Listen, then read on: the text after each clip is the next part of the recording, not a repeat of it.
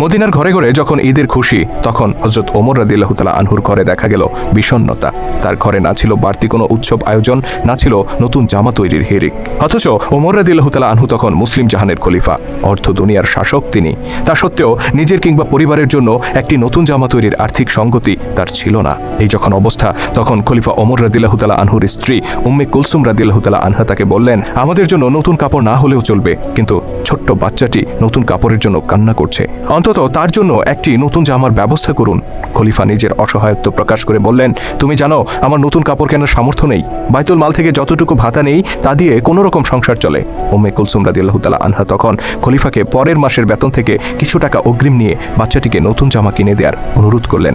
স্ত্রীর অনুরোধে খলিফা ওমর রাদিয়াল্লাহু তাআলা আনহু চিঠি লিখলেন রাসূল সাল্লাল্লাহু আলাইহি সাল্লামের আরেক প্রিয় সাহাবী আবু ওবাইদা রাদিয়াল্লাহু তাআলা আনহুর কাছে। আবু ওবাইদা তখন রাষ্ট্রীয় কোষাগার বাইতুল মালের দেখাশোনা করতেন। চিঠিতে খলিফা 1 মাসের অগ্রিম ভাতা চেয়ে অনুরোধ করলেন আবু ওবাইদা রাদিয়াল্লাহু তাআলা আনহুকে। সারা মুসলিম জাহানের খলিফা যিনি, অর্ধ পৃথিবীর শাসক যিনি, সেই ওমরের এমন চিঠি পেয়ে আবু ওবাইদা চোখের পানি ধরে রাখতে পারলেন না। তিনি কান্নায় ভেঙে পড়লেন। তবে তিনি নিজের এই আবেগকে নিয়ন্ত্রণ করলেন। চিঠি বাহকের হাতে অগ্রিম বেতন না দিয়ে তিনি বরং আরেকটি চিঠি ধরিয়ে দিলেন। সেই চিঠি যখন হাতে পৌঁছল, খলিফা ওমর রাদিয়াল্লাহু তাআলা আনহু তা পড়তে শুরু করলেন।